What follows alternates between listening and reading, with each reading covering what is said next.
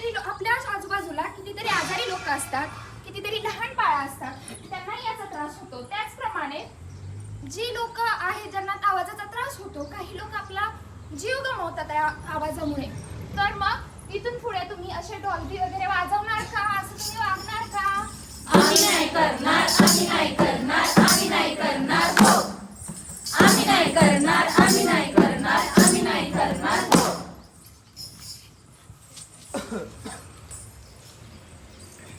ए अभ्या रोह्या इकडे इकडे. माहितीये का दिवाळीला कसलं भारी फटाका आणलं ते? दाखव की कसले फटाके आणले. बघ की मी ना भुईचक्र आणले दिवाळीला. भुईचक्र बघायचं कसं फिरतंय माझं दाखव भुईचक्र. बरं. बघा आता माझं भुईचक्र कसं फिरतंय.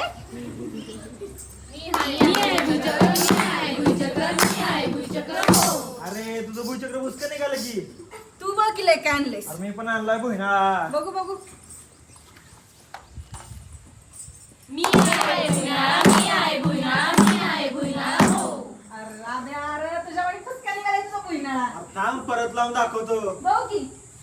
मी आहे भुईनाळा, मी आहे भुईनाळा, मी आहे भुईनाळा हो. प्लीज पाणी ना कुणीतरी. हे घे, घे पाणी.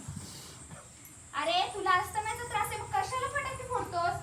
समजतंय ना तुला फटाके फोडल्यामुळे आपल्याला किती त्रास होतोय? मग का असं वागतो? बघितलं का मंडळी, आपण फटाके फोडतो दिवाळीमध्ये, खूप सारे फटाक्याची स्पर्धा करतो. मी किती फटाके आणले, तू किती फटाके आणले, आणि फटाके फोडतो. पण त्यामुळे आपल्याला त्रास होत असतो. त्या फटाक्याच्या धुरातून वेगवेगळे वायू आपल्या हवेमध्ये मिसळतात आणि ते पूर्ण आपल्या शरीरात जातात आणि त्यामुळं आपल्यालाच त्रास होतो. त्याचप्रमाणे इतर पशुपक्ष्यांनाही त्याचा त्रास होतो. आणि जर ह्या पशुपक्ष्यांनी देखील आपल्यासारखी दिवाळी साजरी करणं सुरू केलं तर त्यामुळे आपल्याच दिवाळीला निघेल हे लक्षात घ्या आणि फटाके फोडणं बंद करा आणि आपल्या पर्यावरणाचं होणारं हवा प्रदूषण टाळूया. तर मग इथून पुढे फोडणार का तुम्ही फटाके? आम्ही नाही फोडणार, आम्ही नाही फोडणार, आम्ही नाही फोडणार हो. आम्ही नाही फोडणार, आम्ही नाही फोडणार, आम्ही नाही फोडणार हो. आताच आपल्या निसर्गामध्ये एक मोठी आपत्ती येऊन गेली आणि त्या आपत्तीनं फक्त आपला देशच नाही तर आपल्या पूर्ण जगामध्ये धुमाकूळ माजवला होता आणि त्यामुळे कितीतरी लोकांना आपला जीव गमवावा लागला होता. आणि ही जर आपत्ती तुमच्या लक्षात नसेल तर मी आठवण करून देते. बघा या पुढच्या प्रसंगात.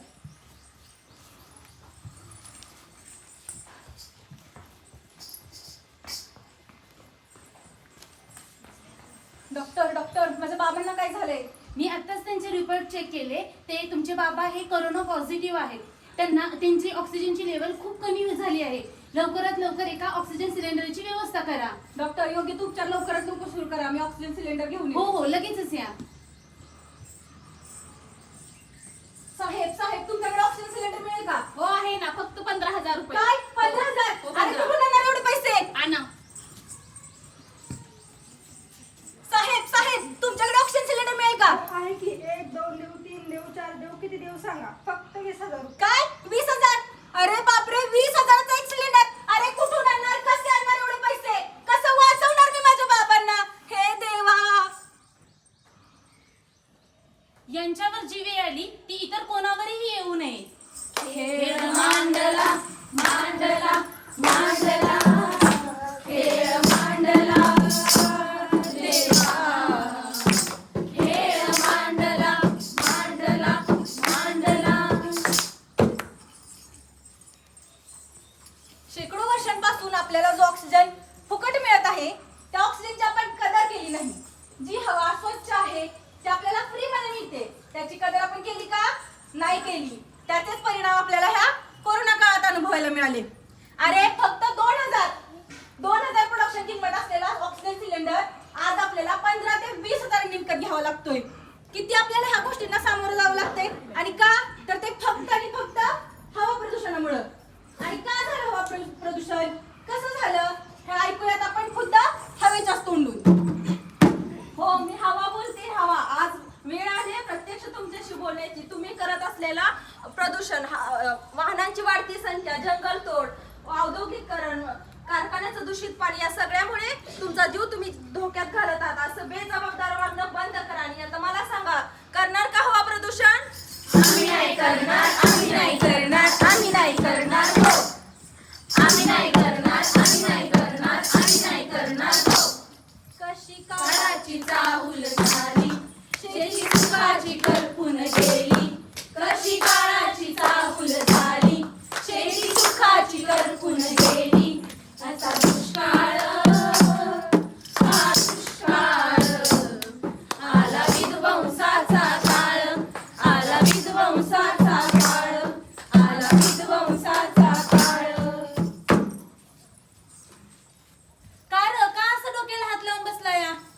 सांगू बाबा तुला, दुष्काळ पडलाय दुष्काळ.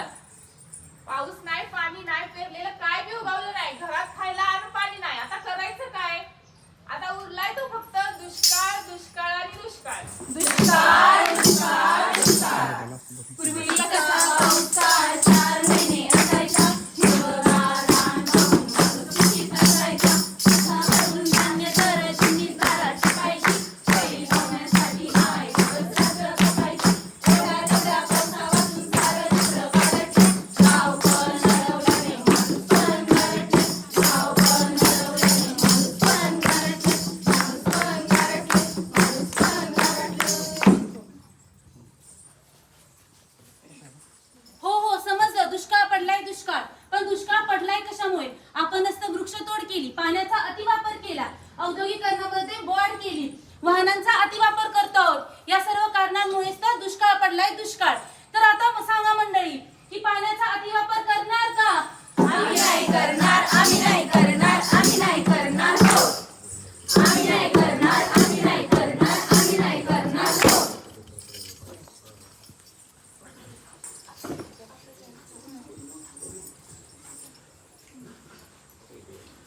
काय झालं ह्याला? कुठे घेऊन निघालाय? 2 दिवस झालं उलटी जुलाब करतोय, दवाखान्यात घेऊन निघालो. कशामुळे होत हे? ते आपल्या गावात नाही का कारखाना सुरू झाला, तिथलं काळझार पाणी येतंय ना आपल्या नदीत, आणि त्या नदीचं पाणी पिल्यामुळे ह्याला उलट्या आणि जुलाब होत आहेत. राम तेरी गंगा मैली हो गई, पापियों के पाप धोते धोते. राम तेरी गंगा मैली हो गई, पापियों के पाप धोते धोते.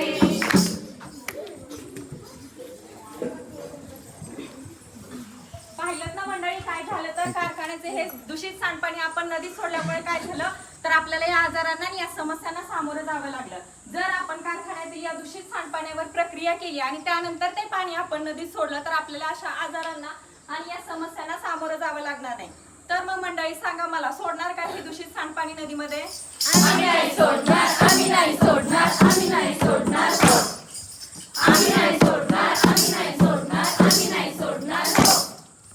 सह्याद्रीच्या गरगोटातून नाद नवा घुमला, क्रांतीच्या मातीत आपुल्या मंत्र नवा जन्मला. स्वच्छ सातारा, सुंदर हा सातारा, माझा सातारा, आमचा हा सातारा. स्वच्छ सातारा, सुंदर हा सातारा, स्वच्छ सातारा, सुंदर हा सातारा. खरंच साताऱ्याला स्वच्छ म्हणण्यासारखी परिस्थिती सातारमध्ये आहे का? सातारा खरंच स्वच्छ आणि सुंदर आहे का? तर याचं खडखडीत उत्तर आहे नाही. आणि का नाही ते पाहूयात या चौकटीवरील प्रसंगातून. कलिंगड घ्या कलिंगड, लाल आहे गोड आहे, लाल आहे गोड आहे. कलिंगड घ्या कलिंगड, लाल आहे गोड आहे, लाल आहे गोड आहे. भेळ घ्या, कलिंगड घ्या भेळ. कलिंगड, भेळ घ्या, लाल भेळ, आहे गोड आहे, आंबट लाल आहे गोड, गोड आहे. भेळ, आंबट गोड भेळ. बघू दोन ओळी भेळ द्या. ठीक आहे.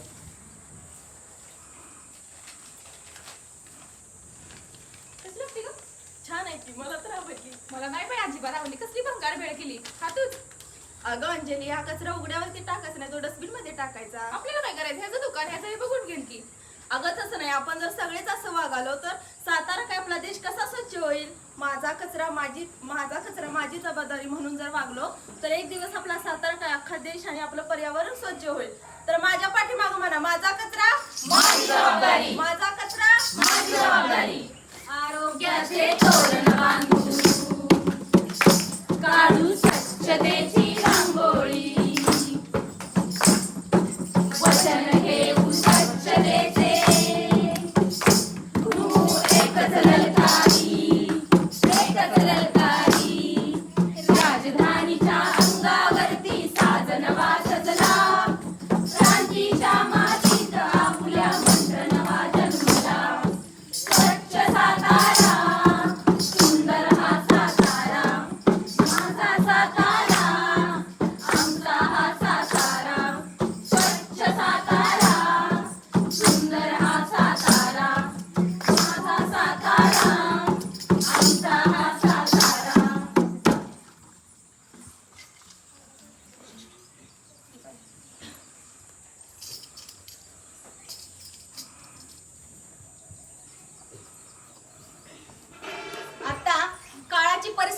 आजूबाजूच्या पर्यावरणाची स्थिती बघता खरंच गरज निर्माण झाली आहे पर्यावरण संरक्षण करण्याची आणि आपल्या पृथ्वीच्या संरक्षणाची.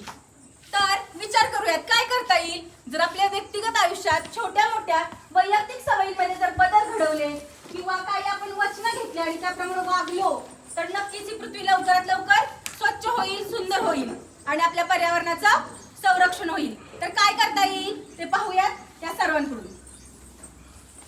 नेहमीच राया वृक्ष तोडही नाही आपल्या कामाची, त्यामुळे होते धूप मृदेचे आणि प्रदूषण होते हवेचे. र, र, र, र. माझ्या राजा तूर, माझ्या सर्जा तूर, माझ्या राजा तूर, माझ्या सर्जा तूर. तर म्हणूनच म्हणते वृक्षतोड टाळूया आणि पर्यावरणाचे रक्षण करूया.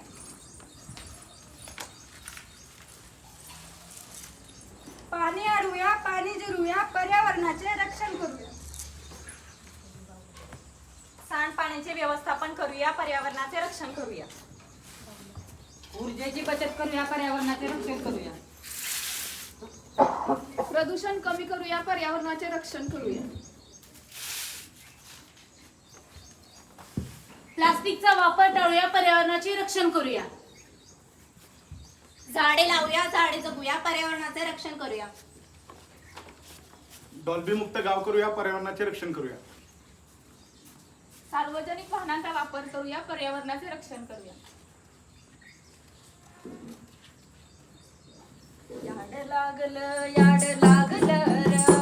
याड लागलं, याड लागलं र. याड लागलं, याड लागलं र. याड लागलं, याड लागलं र. अरे हे गाणं म्हणण्याऐवजी आता आपण म्हणूयात झाड लावलंय, झाड लावलंय र. झाड लावलंय, झाड लावलंय र. झाड लावलंय, झाड लावलंय र.